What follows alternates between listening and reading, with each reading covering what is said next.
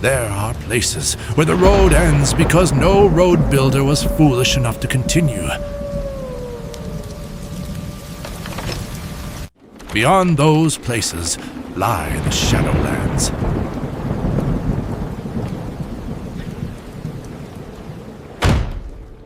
A country of black mountains, forgotten gods, and winds that still whisper the names of warriors, buried before the first kingdoms rose. Not another Stormbreaker tale. No.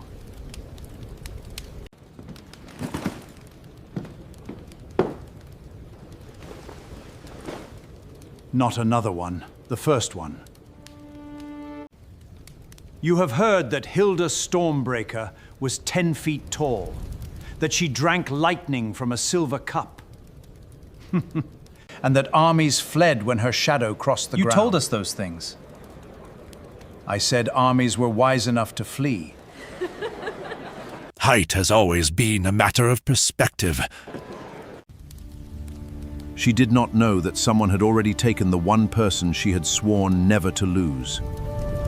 This is where her story truly began. But before kings feared her name, before sorcerers mocked her bloodline, Hilda was only a warrior returning home.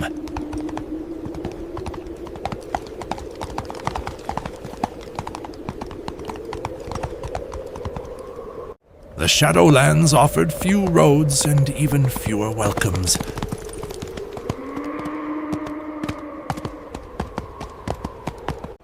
Hilda had been away for 12 days, though she had intended to be gone only 7.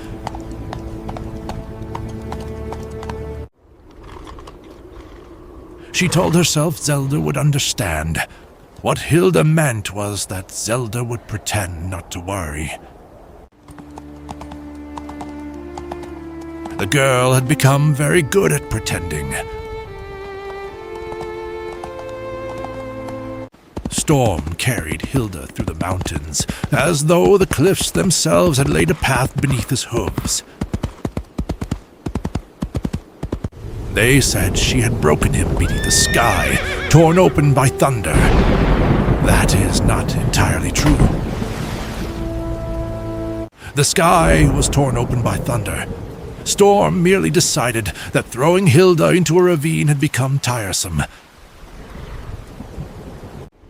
Since that day, he had carried no other rider.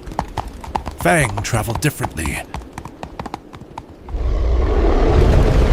He did not follow beside Hilda like a trained hound. He moved through the rocks, the ridges, and the shadows, always circling, always watching. At times, Hilda would travel for hours without seeing him. She never once believed he was gone. Then Fang made a sound Hilda knew well. Not hunger, not anger. A warning. Easy, Storm. I hear it.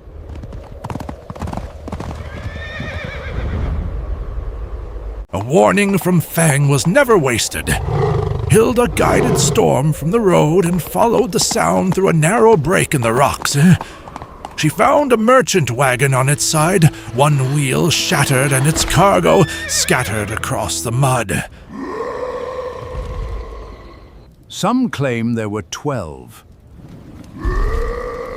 The orcs had surrounded 2 travelers, a sister and her younger brother, who possessed neither the weapons nor the experience to survive what was coming. Tovin, stay behind me. I am behind you. Then stop leaning around me. The brother held a broken wagon spoke, as though determination might turn it into a sword. His sister knew better. Hilda saw the fear in their faces. She also saw the orc behind them, raising an axe. Hilda did not call out a warning. Warnings are useful only when there is still time to heed them.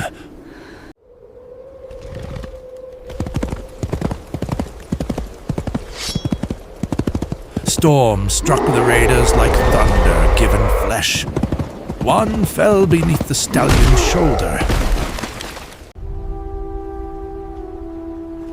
Drop the axe, woman. The third orc No. made the mistake of believing Hilda was alone. Fang had been waiting for someone to make that mistake.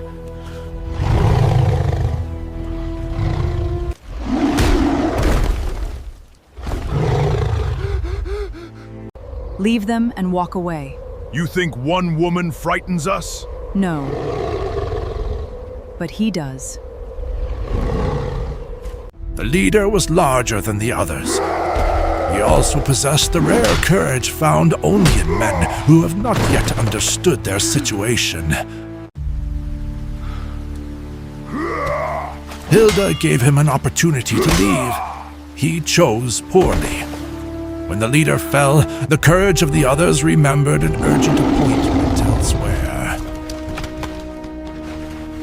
Hilda allowed them to run. Mercy is not always kindness. Sometimes it is a message carried home by frightened survivors. Are either of you badly hurt? No, I was handling it. Eventually. Darkness reached the mountain road before the travelers were ready to continue. Their wagon would not move. The nearest settlement was too far to reach before dawn.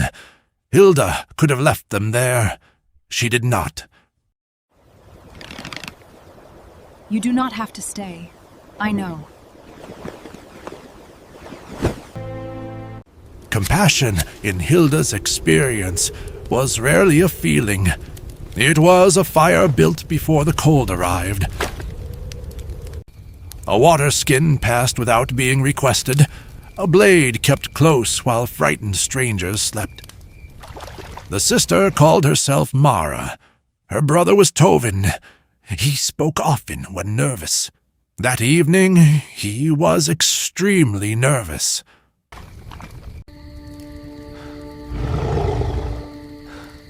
Is that creature always nearby? Yes. Fang remained beyond the firelight. Hilda did not need to see him to know precisely where he was. Does he eat people? Only the noisy ones. I understand. Neither did the horses. Storm had long since accepted the great cat's presence. The travelers had not. Mara asked Hilda why she had stopped to help them. Hilda gave the only answer she believed the question required.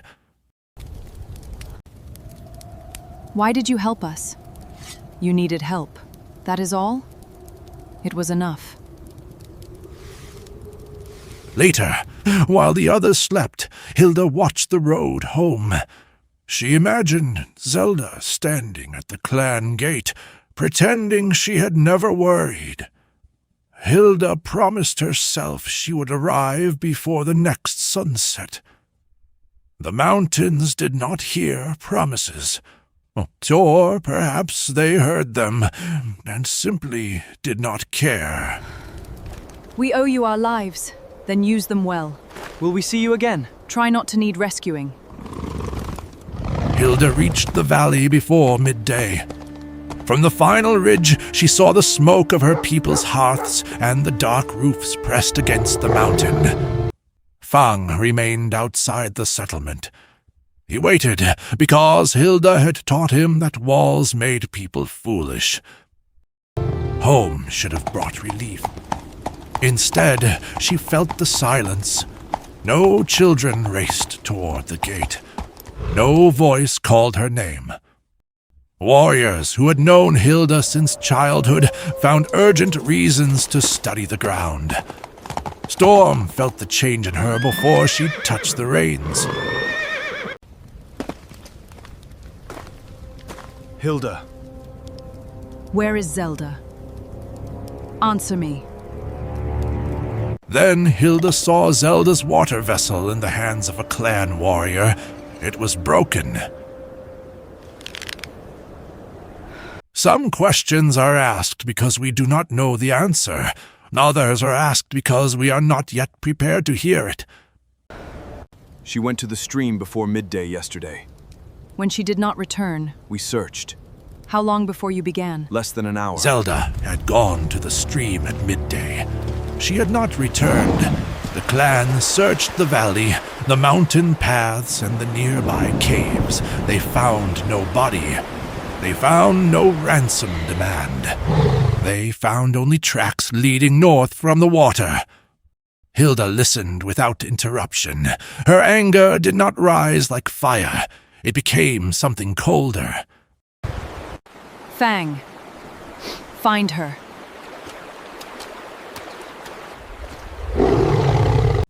At the stream, Fang found the trail the clan had lost. Several strangers had come through the rocks. They had carried Zelda away. How many? We thought 2. The ground is confused. More than 2. Hilda had promised herself she would never fail her sister. Promises are cruel things. They remember every moment we do not keep them. There may be a way to find her. Speak. Zandar lives in the mountain caves east of the High Pass. He keeps a mirror called the All-Seeing Eye. It is said the mirror can find any living person. What does it require? Something that belongs to Zelda. Zandar bargains for everything. Then he will bargain quickly. Hilda did not ask whether the tale was true. She asked where the sorcerer lived. Zandar lived east of the High Pass, in a mountain whose better judgment had apparently persuaded it to grow around him. The journey took Hilda through broken ridges, narrow ledges, and one valley that smelled strongly of sulfur. Zandar claimed the smell came from the mountain. The mountain was unavailable for comment. If you are enjoying our content, please subscribe. It's free for you, but really helps our channel grow. Thanks. By sunset, Hilda found the cave. No guard stood at its entrance. Zandar! Zandar preferred guardians who did not require food, wages, or loyalty. If you are selling something, leave it near the entrance. I need the all-seeing eye. Then you are definitely selling something. Hilda had taken 6 steps inside when the mountain attempted to remove her. Stone figures tore themselves from the walls. Show yourself! Chains awakened beneath the dust. I am considering. Ancient symbols burned with light. Hilda had little patience for magic before that evening. The experience did not improve her opinion. Wrong choice. The Guardians were built to frighten intruders. They had not been built to fight Hilda Stormbreaker. Fang broke stone as easily as lesser creatures broke bone.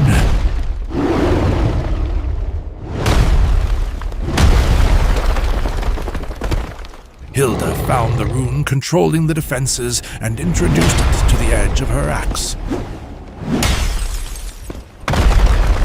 Only then did Zandar appear. Do you have any idea how old those guardians were? Old enough to know better.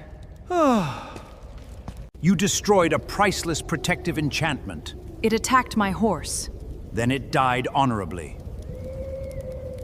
My sister was taken. The elder said your mirror can find her. Your elder possessed faith in incomplete information. Can the mirror find her? Yes. Then wake it. Stop! Do not touch that mirror! Zandar possessed the all-seeing eye. He also possessed an urgent desire not to let Hilda use it.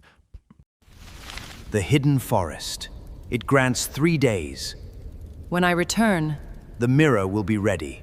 The mirror required a rare magical fruit from the hidden elven forest before it could awaken. Zandar could not retrieve the fruit himself. According to Zandar, this was because the elves were unreasonable. According to everyone else, it was because he had stolen one of their star gems. Zandar gave Hilda a map and an elven token granting 3 days of unchallenged travel. He warned her that the elves remembered every insult. Hilda suspected they remembered him particularly well. Hilda left Zandar's cave before the moon had cleared the mountain. The map promised a journey of 2 days. Zandar's maps were optimistic things. They ignored rain, broken bridges, This path is hostile not here. terrain, and the inconvenient habit of mountains to remain precisely where they were. Hilda rode until Storm required rest. She rested only until Storm was ready. Fang found their path through places where no horse could safely travel, and no sensible person would stop at the willingly ridge. go. Stubborn By the beast. second night, the rain had followed them into the high country. By morning, the map had become wet enough to offer several different opinions about the correct direction. Still, Hilda continued west. Zandar had marked the hidden forest with a circle of green ink. This was misleading. There was no forest where the map claimed one should be. There were only cliffs, dead trees, and the remains of an ancient road. Hilda searched until she noticed something the map had not shown. The wind moved through the grass. It moved through her hair. It moved through Storm's mane. But it did not touch the branches ahead. Some doors are hidden with stone. Others are hidden by persuading the traveler that no door exists. Hilda raised Zandar's token. Zandar said this would open the way. For once, he was not lying. The forest opened, or perhaps it had always been there, and merely decided to allow itself to be seen. Elves are unnecessarily proud of that distinction. Hilda entered beneath trees older than the kingdoms of men. Not lying. The elves of the hidden forest had guarded their borders since before Hilda's people possessed a written language. They had become very good at appearing exactly where an intruder least wanted them. Hilda counted 9 warriors. Fang counted more. Neither considered the number particularly important. The woman who stepped forward called herself Vaelira, Warden of the hidden forest. She wore no crown. She did not require one. You carry the mark of a thief. I carry his token. To elves, the distinction is small.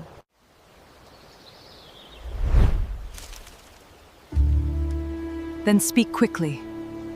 My sister is missing. Zandar entered this forest under oath. He left carrying one of our star gems. He said he borrowed it. I did not believe him either. I need a fruit from the asterin tree. No. My sister was taken. Xandar's mirror can find her. Erase his theft. I am not asking you to forgive him. I am asking you to help her. Hilda explained why. Vaelira listened. The answer remained no. Then Hilda noticed something curious. These elves feared very little. Yet whenever the wind carried a distant roar from the western border, every hand moved closer to a weapon. What was that?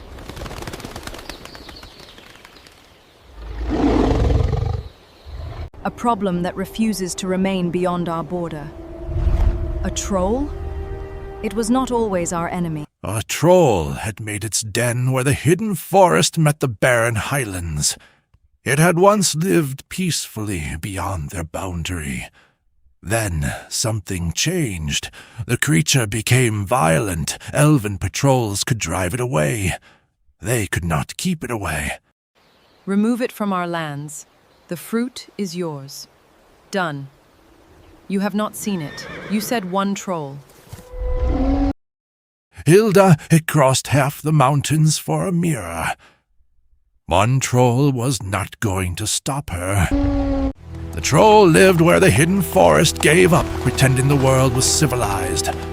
Beyond the last elven stone lay mud, dead timber, and enough broken rock to satisfy a mountain. Hilda found its tracks almost immediately. They were difficult to miss. Big. Helpful. Fang found the troll first. Or perhaps the troll found Fang. Accounts differ. Fang's account was particularly unhelpful. The creature came through the trees like a landslide that had learned to hate. It was larger than Hilda expected. This irritated her. Hilda disliked being surprised by anything capable of lifting a tree. The troll attacked without warning. Storm gave Hilda the distance she needed. Storm!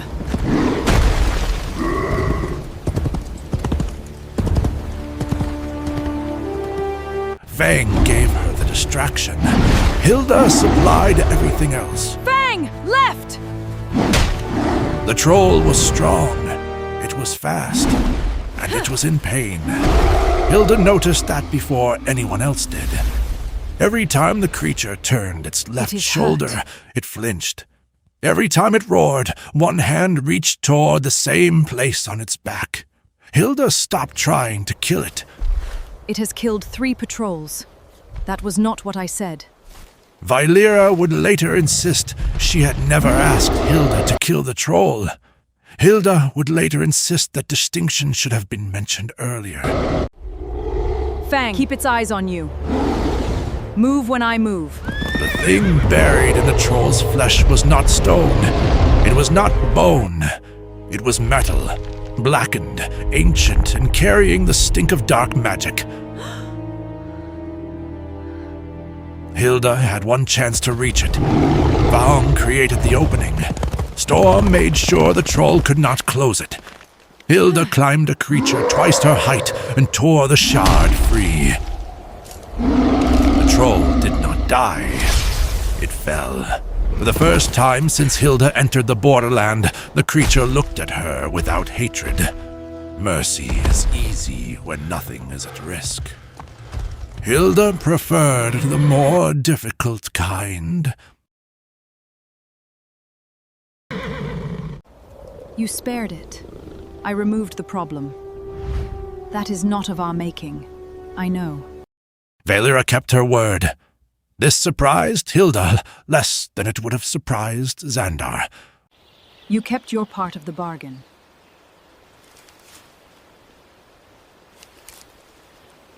So did the troll. There, beneath roots older than empires, Vaelira gave her the fruit.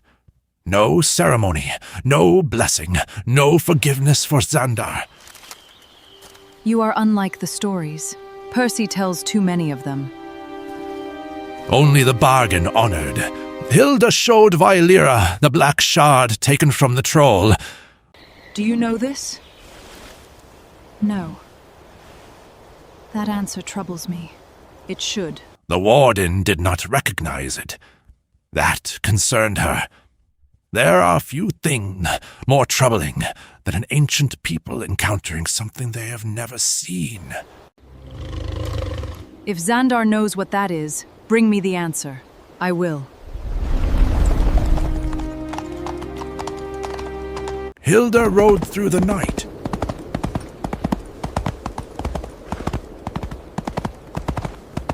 By dawn, the mountain that held Zandar's cave had returned to the horizon.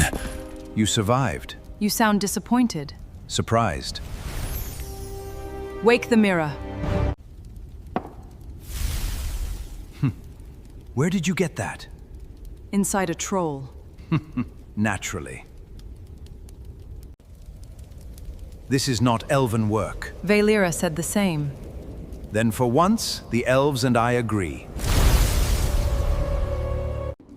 Put the fruit here, And Zelda's carving? against the glass. Zelda.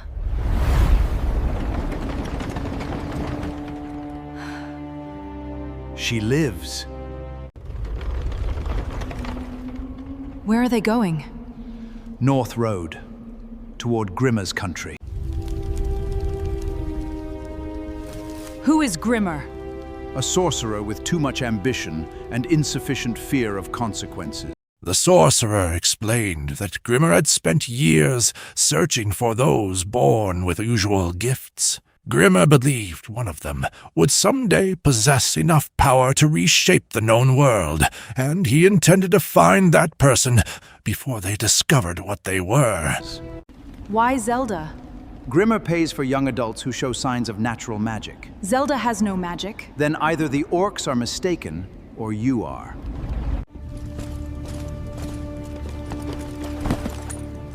Hilda, if they reach Grimmer...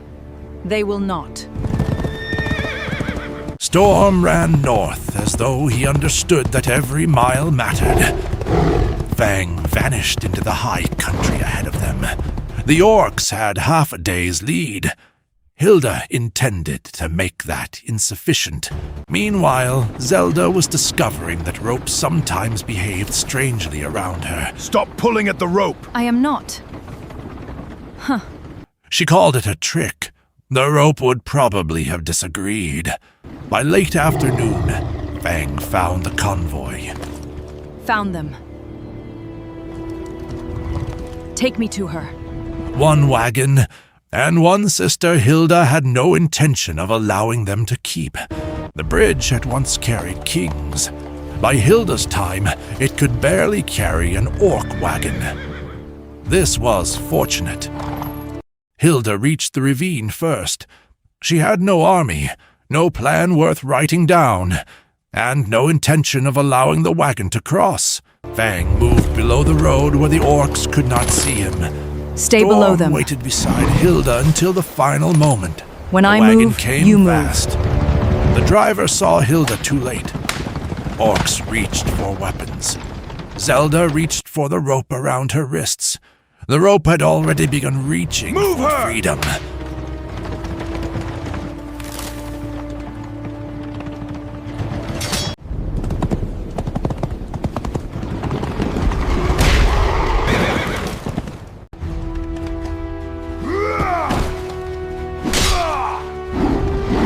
The remaining orcs ran. Hilda let them. She had what she came for, her sister. Are you hurt? No. You took your time. I had errands. Hilda did not chase the fleeing orcs. She had crossed mountains, bargained with elves, fought a troll, and endured Zandar. Surely no one could reasonably demand more of her in a single week. Zelda might have disagreed. The sisters turned south. Storm carried them toward home. Fang returned to the shadows, and for a little while Hilda believed the story was over. Were you worried? No. You crossed half the Shadowlands. I was nearby. So that was it? She rescued her sister and went home? If that were it, I would have chosen a shorter story. She was wrong. The orcs had failed to deliver Zelda, but one of them survived long enough to deliver something else. Did Hilda know Zelda was the one Grimmer wanted? No. A name, Hilda Stormbreaker, and news of a girl who could make ropes move without touching them. Far to the north, Grimmer listened. You saw the girl use magic? The ropes moved, Master. No hands touched them. He had spent years searching for the person promised by prophecy. He did not yet know whether Zelda was that person. He intended to find out. Hilda knew none of this. Zelda knew even less, which, as you may imagine, made what happened next considerably more interesting. And the woman? Stormbreaker. Find her. Well, you've made to the end of another exciting episode of my story. Please remember to subscribe before you go. Your support is very much appreciated. I'll see you in the next episode. Thanks. I just found out a big secret between you and me. Don't let the boss know I told you. The title of my next episode is Dragon Quest. That sounds exciting.